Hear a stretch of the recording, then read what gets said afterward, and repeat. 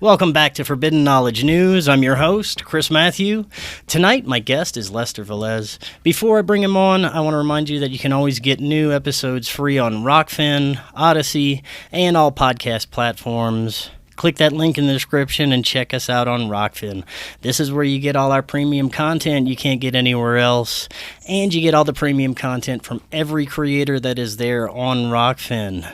Check out the awesome podcasts from the Forbidden Knowledge Network. We've got new ones: Inception Podcast, Raised by Giants, Day Zero, Dawson Time, and of course Forbidden Knowledge News and Beyond Classified. And now you can get all those amazing podcasts in one place, our website, forbiddenknowledge.news, or you can click the link in the description. Everything is convenient and right there. And finally, you hear me talk about it every show. Check out C60 Purple Power, maybe the most powerful antioxidant known to man. The list of ailments and small little things here and there that it's helped me with, like sleep, inflammation, energy, well-being, and so much more.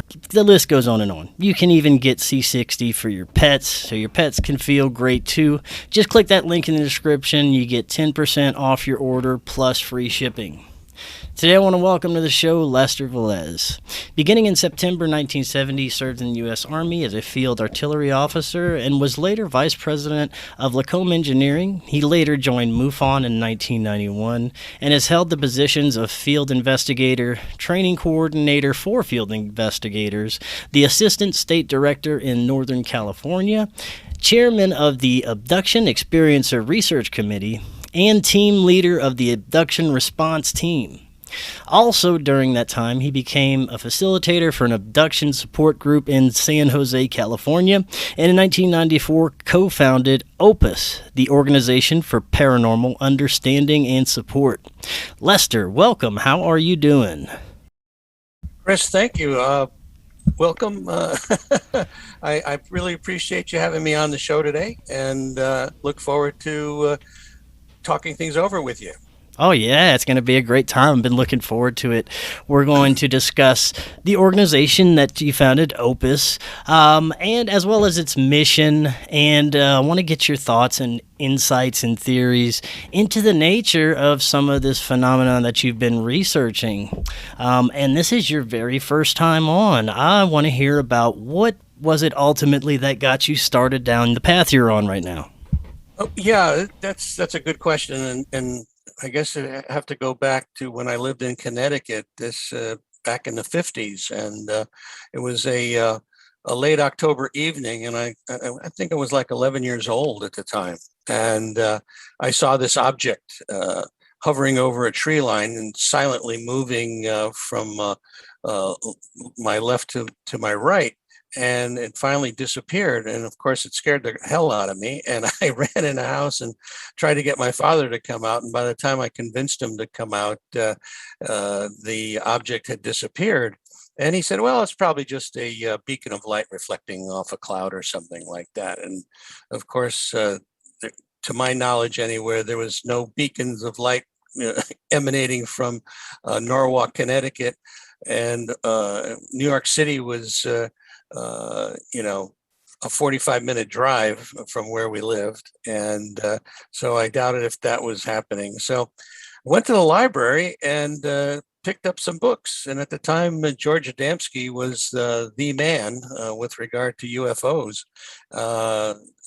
And so I started reading books that he had put out there. And, I really got totally into it. And of course, when I got a little bit older, girls became a little bit more important in my life, and as opposed to UFOs, and kind of forgot about the whole thing. And then I went off to college, and then I got married eventually, and was in the ROTC while I was in college, and went off to the Army and part of the artillery group.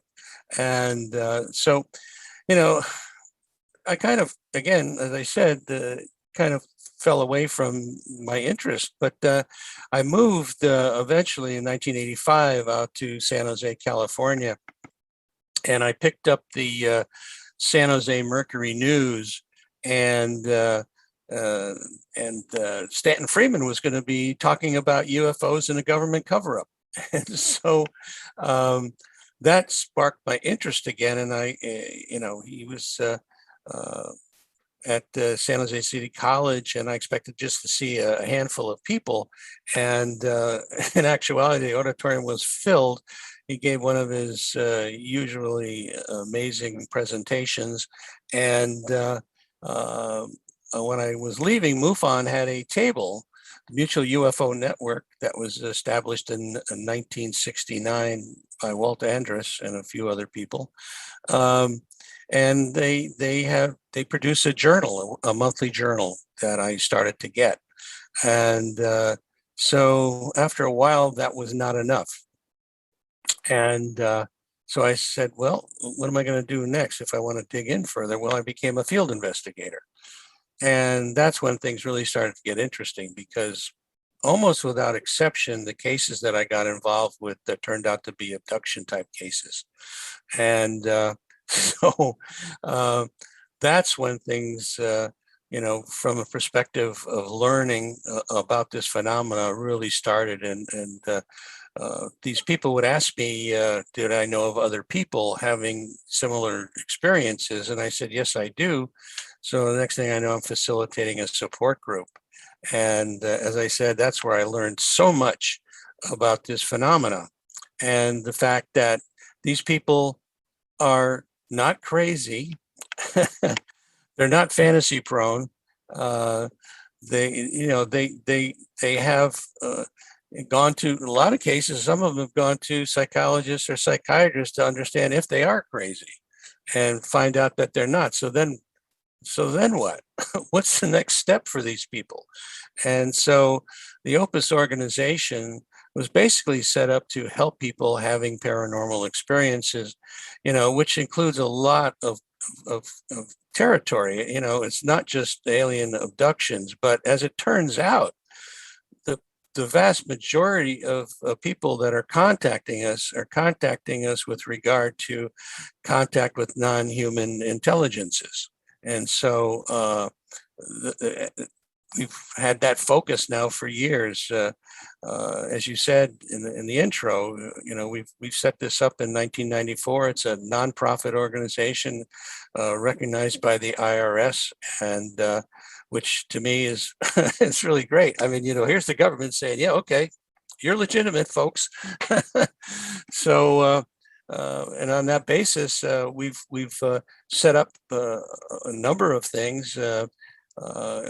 We have a resource list of therapists that we can give to people. We have a medical people. We have mental health practitioners that we can give that information to these people that contact us. And our website at opusnetwork.org is such that people can navigate there and can basically click on a number of items. We have clinical types of articles that are there. We have recommended reading library, recommended books that people can get. We're actually in an Amazon affiliate right now, and that we get a commission when books are sold through our website, which is a help, because as a nonprofit, we're really in need of funds to keep our mission going, and so it's a very interesting and rewarding thing that we've been doing, and for me, to be able to help people. And there's a lot of groups doing research, and we've done research as well. And I'll talk a little bit about that. It's called the Omega-3 study that we did. But there's not many groups, very few. And I think we were one of the first to really step up to the plate and say, okay, we need to help these people, and how can we help them? And so we've set up not only the resources, but we also have an online support group and that has proved to be spectacularly helpful. This is totally confidential. The only way you get into it is you come through our website, and you put in some information that we require, and then we'll contact you, and then based on that conversation, we'll get you into the group. And we have close to 300 people now, active people.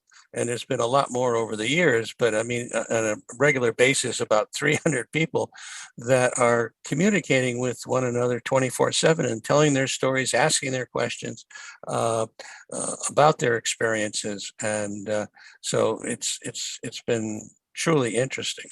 Yeah, and that's I think what a lot of people need, especially right now with everything that's happening in the mainstream with, talk of UFOs and aliens and things of that nature. Have you found, since that has picked up in the mainstream, and especially ultimately since, I guess, that New York Times article in 2017, that more people have actually approached you and been readily able to talk about this stuff? Yeah, I think this thing with the UAPs, as they like to be called now, instead of UFOs, since the New York Times article that came out in 2017, has really opened up a lot of people. Now the government is saying, "Hey, this is real, folks. There's something going on." According to their report released in June this year, June 25th, they don't think it's the Russians. They don't think it's the Chinese. They don't really think it's one of ours. So what's left? Right. But they don't have proof for it. But they don't not have proof for it.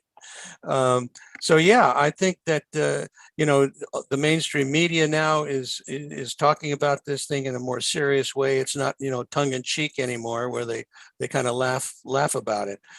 It's serious, and now I think people that have probably denied their experiences for years, just in order to get over it, now are finding that, wait a minute, it probably was real. So now I'm upset. Now I need to reach out and try to get some help in this regard. And yeah, we're living in a very interesting time now, Chris. Where is this going to lead us? And I think in a positive direction, because the majority of the experiences that people have eventually turn out to be positive experiences. I think not only the omega-3 study, but the recent FREE study that was done showed that there was over 80% of these contactees or experiencers had positive outcomes and wanted these experiences to continue. And yeah, that's very interesting. Now, when it comes to how you look at the phenomenon, I know you were just saying how, based on a lot of these studies, most people have positive experiences. Well, my contact experience was a positive experience as well. I also know a lot of people who have had not so positive experiences. Exactly. But when it comes to what is behind this phenomenon, or the nature of it, or, are these little green men coming in tin cans, or is this an interdimensional spiritual phenomenon? I know the way that I think about it has evolved greatly over the years. I used to think of it more as of a nuts and bolts type thing, where these physical beings were traveling here on ships to visit us and tinker with us or whatever they were doing, and that's evolved a lot since then. I don't think of it anywhere near that, although that may be an aspect of it. But when you add in paranormal activity and the connections these have, and places of high strangeness with places of high energy like Skinwalker Ranch and Blind Frog Ranch, these other places that they're discovering lately, it makes you look at it differently, that these things all have a connection together. So I'd like to hear maybe how has your view of the phenomenon changed since you first started looking into this? Yeah, and I'm glad you brought this up because I think MUFON certainly has been a nuts and bolts type organization for years and years, and it was 2007 when I reached out to James Carrion, who was the international director at that point, and told him, I said, you guys are really missing the boat. They have people that are claiming to have intimate contact with non-human intelligences, and they're looking for support, and you're not set up to do that. And I said, the Opus organization is. So based on that, we actually struck up a relationship. And the phone calls that came in to MUFON were forwarded to me. And I was taking these things, and I have a presentation that I do where I actually play back these phone conversations, of course, with the names and addresses and phone numbers all bleeped out, but they're fascinating. They're absolutely amazing. And you can hear in these people's voices how stressed they are and how concerned they are about what's going on. So for me, and hearing about what these people had experienced, there's multiple levels of phenomena, modalities, if you will, that are going on, and it's part of a big puzzle. You know, is it interdimensional? Is it extraterrestrial? Is it time travelers? Is it the military? Well, I kind of feel it's all the above. It's definitely all the above. And there's probably stuff we still don't understand. We talk about orbs and beings of light and shadow people and ant people. And I mean, this whole phenomena is just rife with differences and little nooks and crannies that, we haven't experienced yet, or certainly don't understand. Right. Definitely, I agree 100% with that. Now, when it comes to your own personal experiences and investigations, what are some that really stick out for you that may have shaped your view on this? Yeah, I think two instances, and I write about it in the book I just published. The book is called The Unknown Other, and the existential proposition of alien contact, which is on Amazon. Actually, if you go to our website at opusnetwork.org, you'll see a picture of the book, and you just click on it. It takes you right to the Amazon site to order. But one of them occurred in Sunset Beach in just south of Santa Cruz, California, and it was a woman and her boyfriend who happened to be a ranger at the Sunset Beach, and they were coming. It was getting close to dusk. It was 5-ish, and they noticed this fog rolling in. Well, that's not altogether unusual for that part of the world, because we get that at night where the fog will roll in, and it's Mother Nature's air conditioner for the people in Northern California, which is really nice. You might have a 100-degree day, but at night you need blankets. Uh, Right. so they they all of a sudden they felt very strange. Besides seeing the fog coming in, which they thought it was a little bit early for the fog to be rolling in, and they felt like automatons at one point. And they looked in unison to the right, and they noticed this large circular object emanating with this orangey reddish glow. And the next thing they know, they kind of don't think much more about it. They kind of turn their heads back, and they proceed to go back to their trailer. The only trouble is it's probably from where they were, it's about a 5-minute ride. And they didn't show up to their trailer until like 9:30 that night. So they had a whole bunch of what they call missing time. And so, make a long story short, they eventually that night had a dramatic experience where these entities, basically brownish colored grays, if you will, that came through he was living in a mobile home, and they came through the wall, and they picked him up, and they basically took him through the wall. They had a German Shepherd dog that they owned, and the dog was knocked out. She saw this. She actually saw this. She couldn't move. She couldn't do anything, and she said he looked like he was screaming, but there was no sound coming out of him. And so I had them regressed, or I had her regressed, and all of this information came out. And she actually had some samples taken from her during this period as well. And so for me, that was one of the first cases that I experienced, and that set me, definitely on the path of trying to better understand what was going on.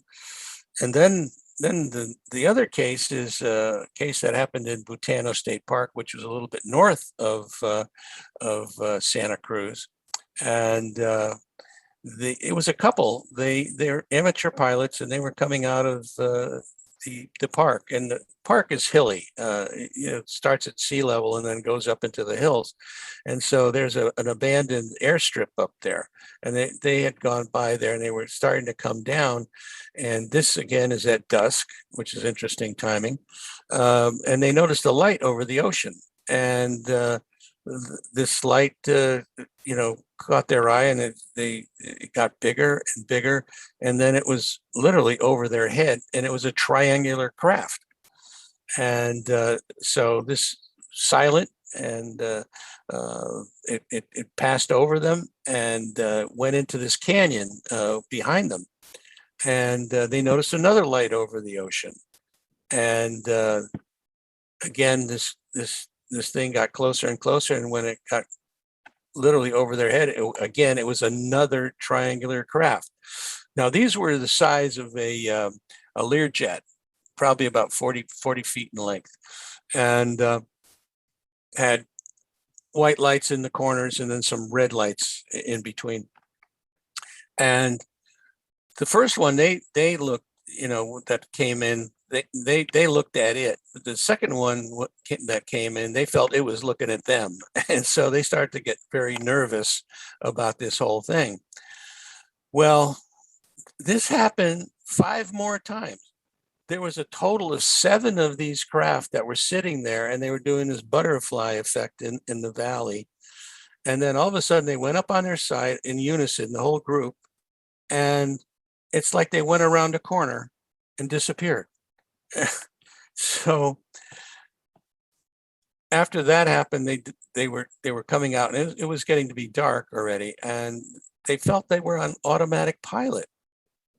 And again, it's very similar to what happened with the Sunset Beach couple. And this path goes through an area that during the day it's dark. So you can imagine with it being dark now, time-wise, this was a hazardous little way to go. It was, strewn with rocks and things like that. Anyway, they felt like they were floating down out of there. And then that was it. That was the last thing they remembered until they ended up in a restaurant that was like, 10 miles away in a town called Pescadero. And the only thing with that was that, again, there was like 3 hours of missing time from when they started their trek out of there and the time they showed up. And shortly thereafter, they had developed a rash on their body. And they went to the doctor, and the first doctor said, I don't know exactly what this is. And maybe something, external. It doesn't look like poison ivy or poison oak, which is prevalent in that area. And they went to another doctor. He says, well, maybe it's some kind of allergic reaction, something internally you might have eaten or something like that. Well, anyway, they had taken a picture of it, and they came to one of the support group meetings, and they showed it to the people that were at that particular meeting, and almost without exception, each of them said at one point they had a similar rash. And so one of the women in the group said, I'm pretty sure I know what that is. And so with our mouths hanging open, we said, well, what do you think it is? And she says, it's a reaction to the fluid that they dip you in when they bring you on board the craft to sanitize Wow. you. Very interesting. So, yeah. And it's an amazing phenomena. It's an amazing phenomena that they seem to be able to manipulate matter, and time, and that's a pretty neat ability to have. Yeah. Now, would you say that there are definitely different groups or even species with different interests in the human race that some may not have the best interest of the human race in mind? Yeah, absolutely, Chris. Yeah, there's supposedly multiple. You have the grays, you have the insectoids, you have the reptilians, reptoids. You have the Nordics. They all seem to have uh, somewhat different agendas. The grays and the short grays and the tall grays seem to be interested in uh, our bodies, our fluids, our minds, and the mantids seem to be in charge overall in a lot of cases, along with the Nordics. And of course, there's occasions when you have military people in the situation as well. And as far as agendas are concerned, there's multiple theories about this that they need to do this to improve their own species. That there's an issue with the viability of their species, and so they're doing this. Or is it something where they're you know is it a classroom where they bring in, because people talk about the fact, well, if they're so smart, they can take, one of us or two of us and find out everything they want to know about us and then leave and never come back. Well, it's almost like we're a classroom where they have different groups that are coming up, and they come here and they do this stuff to teach their own people that, and to understand us, as a species. It's like what we do with animals, dolphin, for instance. We pull them out of the water, their environment. Okay. We bring them on board a ship and we take blood samples and then we tag them. We put an implant in them. Right. It's very, very similar. And the hybridization process that people talk about, which to me, I'm still kind of on the border on that one a little bit, because we have no definitive evidence of what an alien is as far as their DNA. And so how can we compare our DNA and say, well, wait a minute, this DNA is nothing that we understand. So is it, but we seem to understand most of the DNA. So Gary Nolan from Stanford University is, talked about that it's hard to really identify or confirm that someone is a hybrid. But that process, is that a process where eventually we're all hybrids? Because the Roper poll in 1991 said that there was probably over 6 million people that had been abducted, and today that number is got to be even bigger. And eventually, if we're all hybridized, the aliens just basically taken over, and we don't even know it. But I Yes. want to go back to the My Lab or the military abduction Yeah. aspect that you were mentioning. Most of these that I hear about are on the negative side. The experiences for people who claim to have some involvement with the military when being taken. They see people in uniform or some kind of military aspect or humanoid in uniform is involved, and it's usually a negative experience. So it makes me think, if most of these military experiences are negative and it's probably us doing them, how much of this whole phenomenon where people are being taken is the military? Well, that's a good question. And I don't think we have a good handle on that. Melinda Leslie, talks about her experience with the mill labs, and obviously being a process where they're trying to gain information. The military is trying to gain information about who they are, what their agenda is, you name it.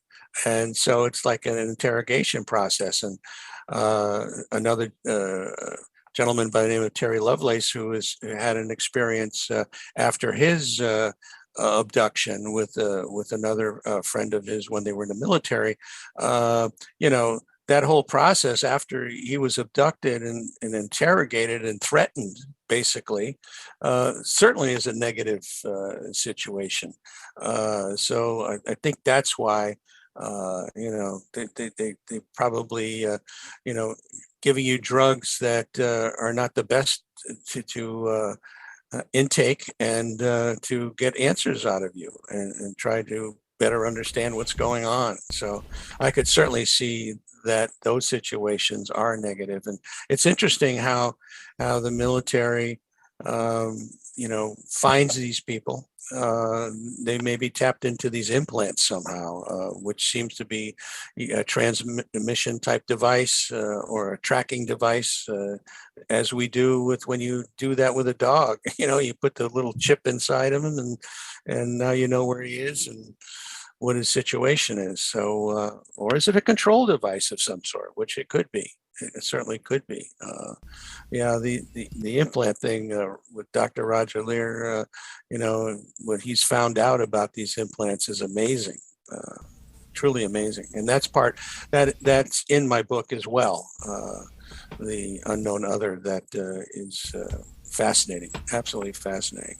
It is. And when you're looking at the military aspects, it also makes me wonder, how far do our off-planet operations go? Do we have advanced bases on the moon or even further on Mars? What do you think? Do you think that our Space Force or secret space program, whatever you want to call it, is advanced enough to actually sustain life on another planet? That's another good question. And we've heard about this for a long time. And then, Trump comes out and says, now we have a Space Force. So now you hear this story about the fact that we have a Space Force. Now the president comes out and says, we have a Space Force.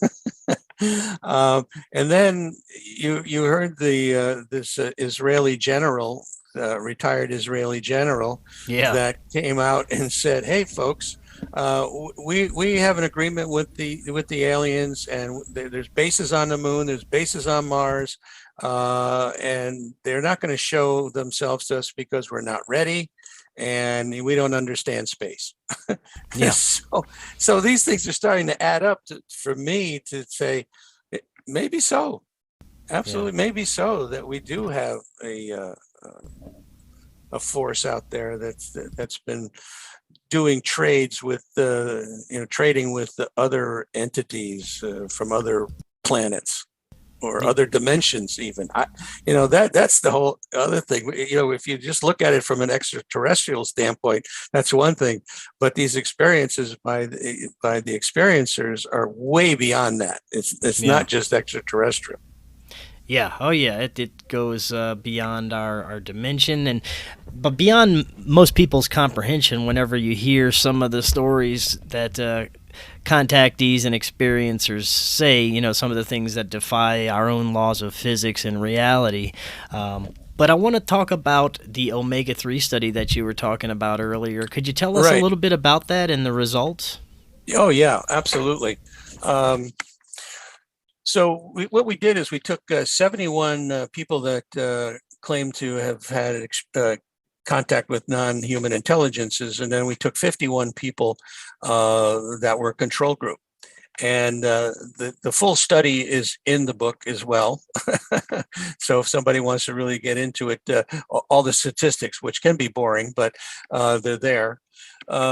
So I'm just gonna read you the conclusions that we came up with. I think might be the best way to do it. So in general, abductees slash experiences profile differently than do their comparison counterparts on a number of general psychological and specific neurological variables. Yet there are remarkable similarities between the experiential group and the comparison group. It should be noted that in no case did experiences or comparison group participants show any signs of mental illness or personality disorder. Fantasy proneness does not appear to play a differentiating role between the experiential and the control groups. However, sensitivity to alternative realities and early and recurrent paranormal or psi experiences seem to play a role in the abduction experiences. Childhood conflict, psychosocial tension, and abuse and trauma more than likely facilitate a dissociative coping style in later life. How much a part dissociation plays in the abduction experience remains an open question, but the Ring and Rosing 1990 abuse trauma disassociation pathway remains a variable or a viable descriptive, if not explanatory principle. And this dissociation is not, again, a psychopathological disassociation, but it's a way for people to cope with the experience. Both experience with and interest in the abduction phenomena have impact on how one's body is perceived to function, how one views the world and one's purpose in it, and how one defines or redefines one's faith, tradition, and beliefs. In essence, both experience with and interest in contact seem to change one's sense of self and one's worldview. Abductees experiencers believe that there is a sentient, purposive alien intelligence at play in their lives and at work in the world. What the intelligence's goals are seen to be more beneficent than malevolent, more benign than malignant. This thought remains an open question and a point of doubt in the minds and hearts of some abductee experiencers and some comparison control participants. It also remains a point of contention among abduction researchers. The brain generally and the temporal lobes and limbic system more particularly play a mediating role in the anomalous experiences such as abduction. This in no way implies that abductions are all or only in the abductees' heads. Rather, it points to the likelihood of temporal lobe ability as a preset or a precursor to extraordinary experiences. While it would be too reductionistic to claim that the brain creates such experiences, it is not far-fetched to think that the brain plays an important part in the who and the what of extraordinary experiences and how they are interpreted. So anyway, bottom line, a more thorough investigation of abductees' experiences is warranted. These individuals are both given a gift or a blessing and a penalty or curse that allows them to experience what the typical person cannot. They are different, they are special. This study answered several questions, but offered several others. For example, given the difference in how abductees' experiences interpreted their encounters, are there differences in the character, temperament, and or personality structure for those who remain troubled by their experiences and those who appear to see them as positively transformative? Are there temporal lobe and limbic system differences between such individuals, since there was a common link among participants in both groups? An acceptance of alien and human alien contact, are there differences between such individuals and the more typical curious or incurious members of the general public? So the bottom line, on all of this is that, there's still work to be done. And we have finished the first phase of the omega-4 study, which is what we did is go out to therapists with a questionnaire. And we plan to publish that in a journal, an appropriate journal. And I think one of the things that we're trying to do here is to help therapists in general understand the phenomena better and how to proceed with helping these people, because people, the first thing they're looking for is, how do I reduce the stress in my life with this type of a situation? And the second is to have an empathetic ear that listens and understands. And so it's fascinating, you know, when you start going down this road, when you're doing the research side of it, and coming up with things like temporal lobe differences. And, you know, I guess Gary Nolan and Kit Green had done a study of a group of experiencers, and they looked at the telepathic ability or the psychic ability that these people had, and that there was a difference in the connections between the caudate and the putamen in the brain, where the people who had the psychic ability or telepathic ability had more connections in that area. And then they found out that this was a common trait that, was generational, and that their parents had these types of capabilities. And so it's the old chicken and the egg. Did some aliens somewhere down the line decide to manipulate some genes to make that happen? And now they're following people generationally to see what's going on with them, and how successful this manipulation was? Or is this some innate ability that we have to begin with, and then is triggered by the contact that occurs for these people? I mean, there's so many roads to go down. Yeah, there is. I was talking to somebody the other day, and I forget exactly who it was, but they put forth the theory that everyone on this planet has experiences. They just choose whether to block it, to remember it, and to whether to kind of embrace if they're going to have future experiences. Do you think that that's pretty accurate, that everyone has, the ability, and everyone probably had some kind of experience sometime in their lifetime? It's whether they choose to acknowledge or even see it. Do you think that that's accurate? Well, I'll give you an example of a situation that,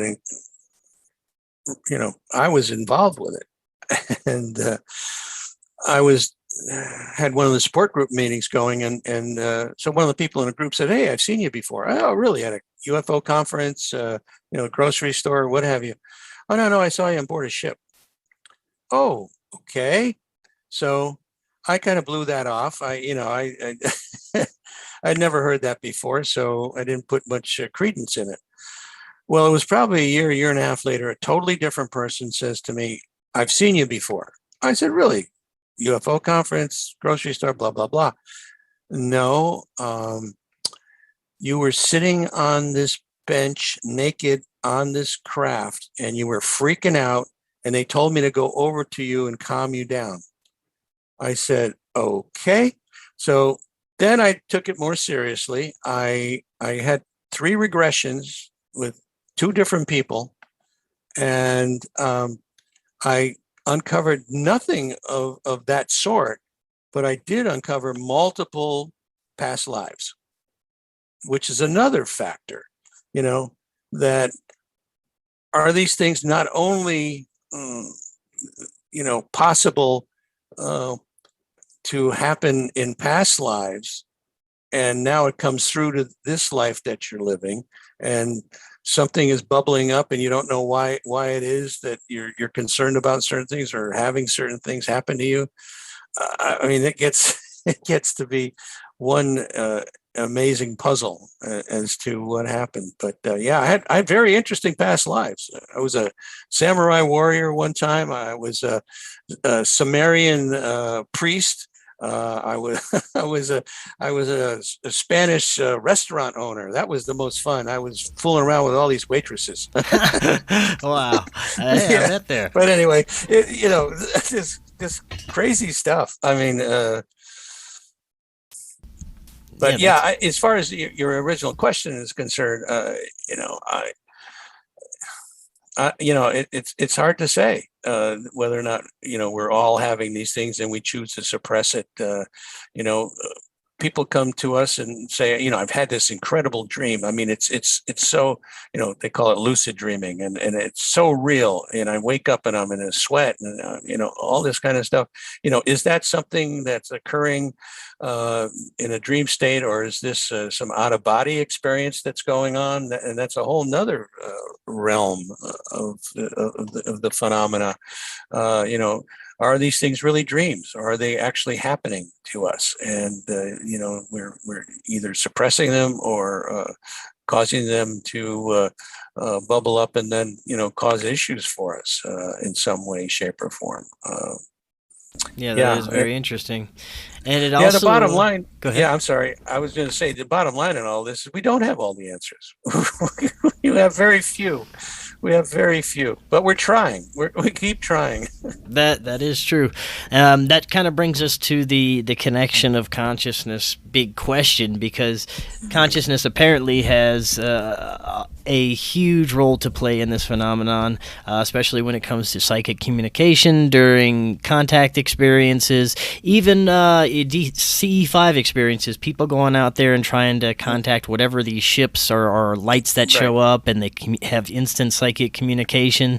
So there seems to be a connection with everyone and whatever this phenomenon is. Have you kind of done anything to look into that aspect of it?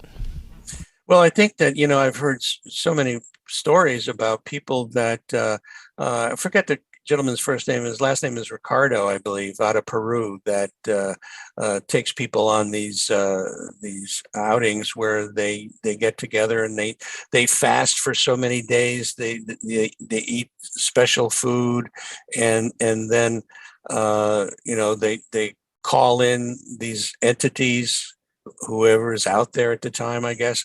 And I know Paola Harris actually went to one of these with him and literally saw an entity materialize through this process. And I guess Dr. Greer has, done similar things. But I've not really gone into it that way, because I guess my main focus has been trying to help these people in the here and now, and not so much in we get people that say, how do I stop this thing? Because they've had negative experiences, and as you mentioned before, there certainly are people out there that are having negative experiences. And so I mentioned to them, Ann Druffel's book, that how to basically protect yourself against alien abductions, and she talks about 9 different ways in her book about how to do that. We've been on that path more or less, but the consciousness thing, the psychic ability, the telepathy that people are able to communicate. I'll tell you a story. I was just at the MUFON symposium last week. Was it the 27th? I guess it was that weekend.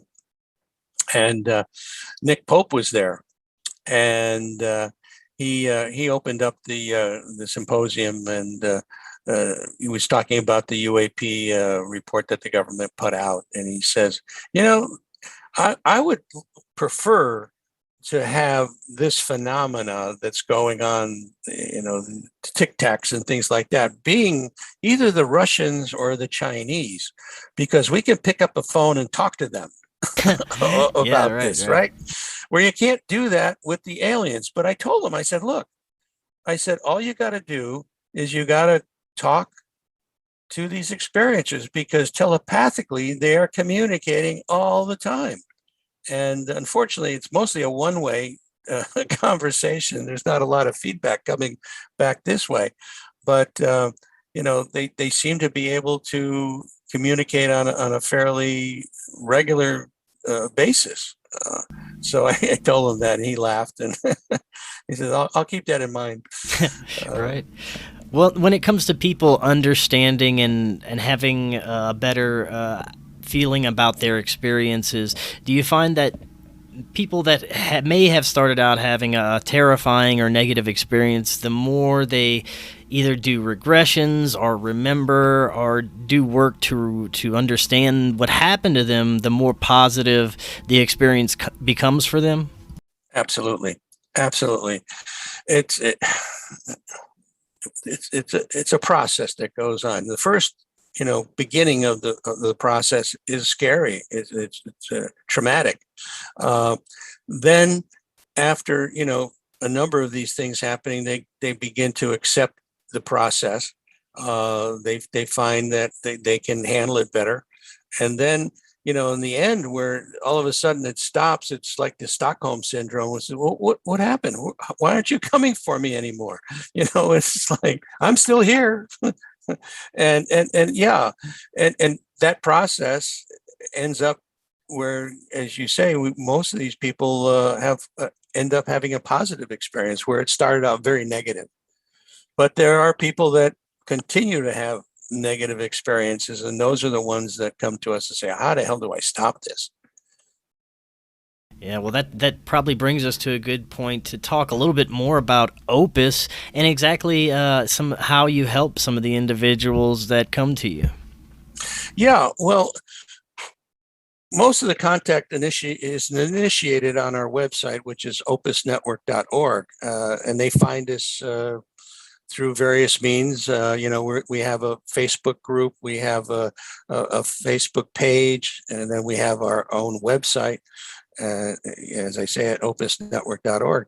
And so people fill out a form that give us a little bit of background on their experience, what it is they're looking for, and we have various categories of do you want to be a member of the support group? Do you want to have somebody investigate? Do you want to? And we typically don't do investigations. What we normally do is then turn it over to MUFON and let them do the investigation, because they have the people in place to do that kind of thing. And also now, finally, after so many years, MUFON has started their own abduction or experiencer support with the ERT, the Experiencer Resource Team, which I'm also a member of. I'm a consultant for them, and so now they have resources as far as therapists are concerned, and psychologists and things of that nature. But we still get, as I said, 2 to 3 a week, people contacting us and looking for some kind of help. So we can then put them into the support group, which has been probably the most effective vehicle for people, because they understand they're not alone. They can talk to other people that have had similar circumstances in their lives, and constantly, I mean, they're communicating 24/7 on this. There's no, again, it's totally confidential. Nobody gets into it unless they go through me or another person that does the triage on it. And so the bottom line is, those are the vehicles and the resources that we have to give them as far as therapists are concerned. Those have proved to be really effective, and so we it's been very gratifying that's been going on. Has the phenomenon, when it comes to people that have reported experiences, has it kind of evolved any or changed with the overall theme of what's occurring with, say, hybridization programs or implants or DNA or whatever's happening to these people during these experiences? Have you noticed any kind of changes over the years on a collective basis? Yes. And if you back it up to the 50s, even, those were the space buddies. They came down, the Venusians, and they were showing a very friendly type of a situation. Well, then it started to change into now the Greys and the various other entities that have come about. But again, this is a physical creature. This, Right. now you're having interdimensionals and ethereal type things, light beings, shadow beings. I mean, all of this is now starting to come to the fore. And more recently, um, we're having orbs. These orbs are really become quite popular. Yeah. And even the craft has changed a little bit. Now we're seeing more triangular craft being talked about, not the typical saucer shape that has been prevalent for years and years. So these things are definitely morphing, and which is interesting in and of itself. Maybe these things were called different things years ago, where they called angels or demons or the jinn, or so many different names for these entities. So yeah, it's definitely morphing. More is going on, and the bottom line on all this is that when these people go through this process, I call it a spiritual process, by the way, not a religious thing, but it's a spiritual type of a process where they feel much better about themselves. They feel better about their fellow man. They understand that we need to be better to our planet, not pollute the way we're polluting, go for clean energy. I mean, these are all really positive, good things. And, make love, not war, folks. It's so yeah, you've hit the nail on the head with that question. It's absolutely morphing. It is. And with everything that's happened, do you think that the majority of our society, of our global society, is ready to understand what could be happening with this, that we are definitely not alone and we've been being visited for quite a while? Yeah, I think I really mulled this over quite a bit, and I think 70% of the population is probably ready for it. I think that there's 30% that are just going to have a really rough time with it.